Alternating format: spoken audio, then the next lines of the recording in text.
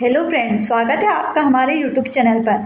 तो आज हम हिंदी में अलंकार के 50 इंपॉर्टेंट क्वेश्चन करने जा रहे हैं। तो अगर आप सभी ने हमारे चैनल को सब्सक्राइब नहीं किया हो तो सब्सक्राइब जरूर कर लें, क्योंकि हम हर सब्जेक्ट के रोज एक एक वीडियो डाल रहे हैं। तो आइए यहाँ पर हम स्टार्ट करते हैं। यहाँ पर पहला क्वेश्चन दे रखा है कि अलंकार का शाब्दिक अर्थ क्या होता है। तो इसका शाब्दिक अर्थ क्या होता है? ज्ञान, आभूषण, भाषा या कविता। तो अलंकार का शाब्दिक अर्थ होता है आभूषण या गहना, इसका अर्थ होता है। अगला क्वेश्चन है कि काव्य की शोभा बढ़ाने वाले तत्व को क्या कहते हैं? यह एक परिभाषा है। तो क्या कहते हैं? रस, छंद, अलंकार या भाव। तो काव्य की शोभा बढ़ाने वाले शब्दों को हम अलंकार कहते हैं। यह इसका आंसर है।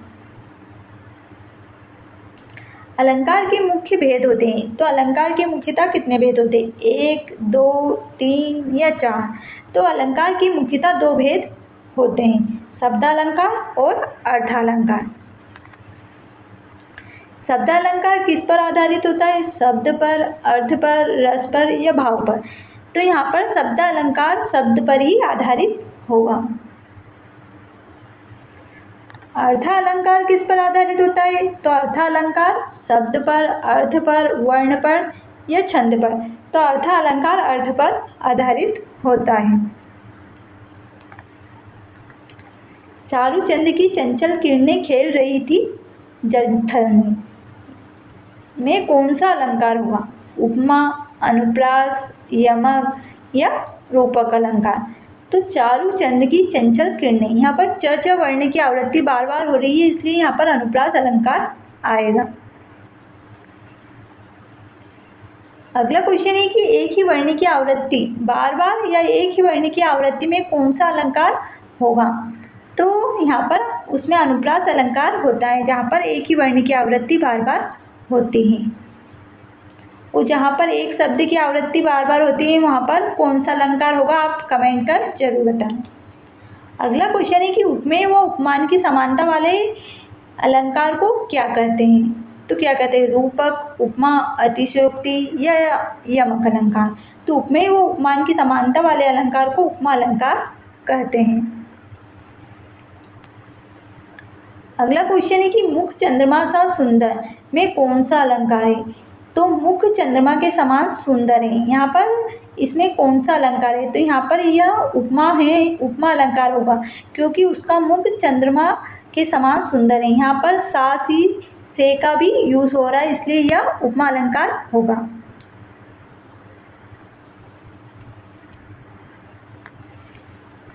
अगला क्वेश्चन है कि उपमा अलंकार में प्रयुक्त शब्द नहीं है। तो कौन सा नहीं है? जैसे कि उपमा अलंकार को हम कैसे पहचान सकते हैं? उसमें क्या नहीं आता? सा, समान, मानो या अतः। तो उपमा अलंकार में प्रयुक्त शब्द नहीं होता अतः। चरण कमल में कौन सा अलंकार है? रूपक, उपमा, यमक या श्लेष। तो चरण कमल में रूपक अलंकार आएगा। जहाँ उपमेय में उपमान का निषेध न हो वहाँ कौन सा अलंकार होता है? रूपक, उपमा, उत्प्रेक्षा या अनुप्रास। तो जहाँ उपमेय में उपमान का निषेध न हो वहाँ रूपक अलंकार होता है। अगला क्वेश्चन है कि मन मानो सागर हो में कौन सा अलंकार है? रूपक, उत्प्रेक्षा, यमक या श्लेष। तो मन मानो सागर में उत्प्रेक्षा अलंकार होगा। जहाँ पर जानू, मानो जैसे वर्णों का यूज होता है वहाँ पर उत्प्रेक्षा अलंकार होता है। संभावना प्रकट करने वाले अलंकार को क्या कहते हैं? उत्प्रेक्षा, उपमा, अनुप्रास या यमक। तो संभावना प्रकट करने वाले अलंकार को उत्प्रेक्षा अलंकार कहते हैं। कनक कनकते 100 गुणी में कौन सा अलंकार आएगा? यमक, श्लेष, रूपक या उपमा।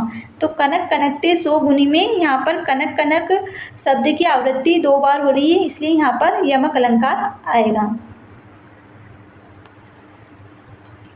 एक शब्द के अनेक अर्थ होते हैं, वहाँ पर कौन सा अलंकार आता है? श्लेष, यमक, रूपक या अनुप्रास। तो एक शब्द के अनेक अर्थ निकले वहाँ पर श्लेष अलंकार होगा। यहाँ पर चिपका हुआ अर्थ रहता है। रहीमन पानी राखिए में बे पानी का प्रयोग हुआ है, उपमा के लिए, श्लेष के लिए, यमक के लिए या रूपक के लिए। तो रहीमन पानी राखिए में पानी का प्रयोग श्लेष के लिए हुआ है। अगला क्वेश्चन है कि अत्यधिक बढ़ा चढ़ाकर वर्णन करने वाला अलंकार कौन सा होता है? अतिशयोक्ति, उपमा, रूपक या अनुप्रास। तो अत्यधिक बढ़ा चढ़ाकर वर्णन करने वाले अलंकार को हम अतिशयोक्ति अलंकार कहते हैं। आंसू की नदी बहा दी में अलंकार है। तो जैसे कि यहाँ पर दे रखा है कि आंसू की नदी बहा दी, तो ये भी क्या होता है कि आंसू की नदी बह सकती है क्या? इसलिए यहाँ पर अतिशयोक्ति अलंकार आएगा। विरोधाभास दिखने वाला अलंकार कौन सा होता है? विरोधाभास अलंकार, यमक, उत्प्रेक्षा या उपमा। तो विरोधाभास दिखने वाला अलंकार विरोधाभास होगा। मीठी मार में है, मीठी मार, यहाँ पर इसका विरोध किया जा रहा है, इसलिए यहाँ पर विरोधाभास अलंकार होगा। जहाँ अप्रस्तुत वस्तु से वर्णन हो, जैसे कि कोई वस्तु हो ही नहीं, अन्योक्ति, उपमा, श्लेष या यमक। तो जहाँ पर अप्रस्तुत वस्तु से वर्णन हो वहाँ अन्योक्ति अलंकार होगा। एक बात का दूसरी से समर्थन करना क्या कहलाता है? दृष्टांत, रूपक, अनुप्रास अलंकार या यमक अलंकार। तो एक बात का दूसरी से समर्थन करना दृष्टांत कहलाता है।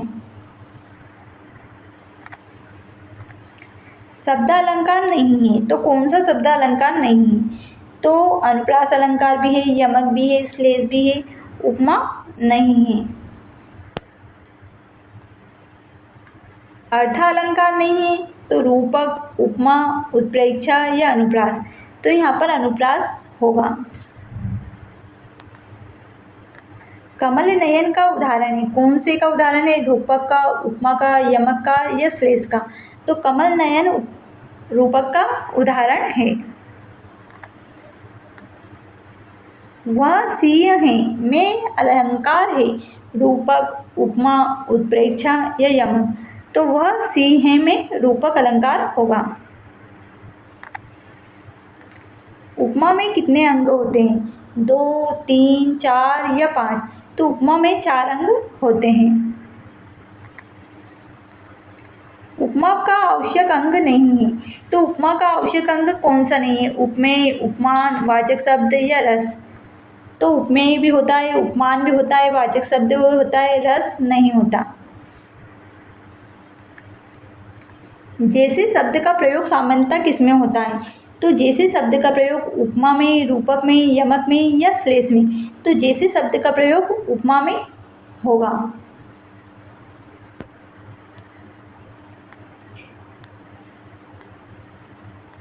मानो किसका संकेत है? उत्प्रेक्षा का, रूपक का, अनुप्रास का या यमक का। तो जनु, जानो, मानो यह सब उत्प्रेक्षा अलंकार के संकेत है। पीपल, पात्र, सरिस, मन, डोला में है, कौन सा अलंकार है? उपमा, रूपक, अनुप्रास या श्लेष। तो पीपल, पात्र, सरिस, मन, डोला में उपमा अलंकार होगा। नीर भरी दुख की बदली में कौन सा अलंकार है? रूपक, यमक, उपमा या अनुप्रास। तो नीर भरी दुख की बदली में रूपक अलंकार होगा। अनुप्रास में मुख्य तत्व क्या होता है? अर्थ, वर्ण पुनरावृत्ति, भाव या रस। तो अनुप्रास में बार बार वर्ण की आवृत्ति होती है, तो वर्ण पुनरावृत्ति होगा। यमक में मुख्य तत्व होता है, तो यमक में कैसे बचाएं? समान शब्द पुनरावृत्ति, समान अर्थ, उपमा या रूपक। तो यमक अलंकार में बार बार शब्द की आवृत्ति होती है, तो समान शब्द पुनरावृत्ति, यह इसका आंसर होगा।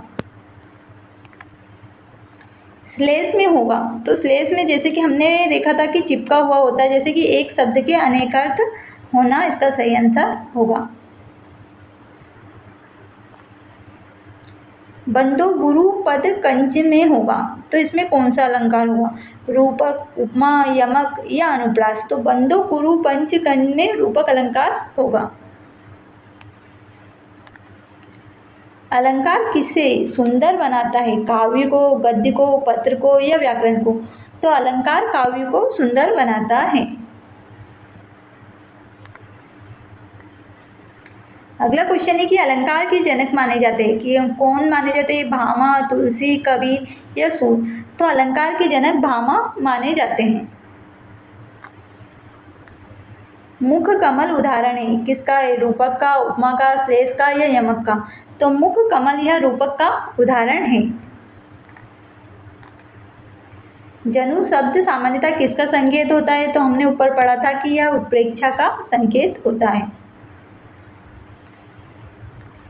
वह चांद है में कौन सा अलंकार है, तो रूपक, उपमा, अनुप्रास या श्लेष। तो वह चांद है, इसमें रूपक अलंकार आएगा। सी शब्द किसका वाचक है, तो हमने पढ़ा था सा, सी, से, ये सब उपमा के वाचक होते हैं। अर्थ के आधार पर शोभा कौन बढ़ाता है, तो इसको हम क्या कहते हैं, तो इसको हम अर्थ के आधार पर शोभा बढ़ाने वाले को हम अर्थालंकार कहते हैं। घन घमंड नभ गर्जत घोरा में कौन सा अलंकार है, तो यहाँ पर घ वर्ण की आवृत्ति बार बार हो रही है, इसलिए यहाँ पर अनुप्रास अलंकार आएगा। रूपक में होता है, क्या होता है, सीधा आरोप होता है, तुलना होती है, संभावना होती है या विरोध होता है। तो रूपक में सामान्यतः दे ही रखा होता है कि सीधा सीधा आरोप होता है। उपमा में होता है, तो उपमा में क्या होता है, समानता दिखाई जाती है, आरोप होता है, अतिशयोक्ति होता है या विरोध होता है। तो उपमा में हम देखते हैं कि किसी से तुलना की जाती है, इसलिए समानता दिखाई जाती है। अगला है कि वो बिजली की तरह दौड़ा है में अलंकार है, उपमा, रूपक, अनुप्रास या श्लेष। तो वो बिजली की तरह दौड़ा है मतलब उससे उपमा की जा रही है, इसलिए इसमें उपमा अलंकार होगा। शब्द और अर्थ दोनों से शोभा बढ़े, तो इसे हम क्या कह सकते हैं, शब्दालंकार में शब्द की शोभा बढ़ती है, अर्थ में अर्थ की, और जहाँ पर शब्द और अर्थ दोनों की शोभा बढ़े वहाँ उभय अलंकार होता है। परीक्षा में सबसे अधिक पूछा जाने वाला अलंकार कौन सा है, तो कौन सा है, उपमा, रूपक, अनुप्रास या सभी। तो इसका यह आंसर होगा उपरोक्त सभी। इस प्रकार आज हमने अलंकार के 50 मोस्ट इम्पोर्टेंट क्वेश्चन किए। तो अगर आप सभी को क्वेश्चन अच्छे लगे हो तो हमारे चैनल को लाइक, शेयर एंड सब्सक्राइब जरूर करें। हम हर सब्जेक्ट के वीडियो डाल रहे हैं, आपको कौन से सब्जेक्ट के क्वेश्चन करने हैं आप कमेंट कर जरूर बताएं। धन्यवाद।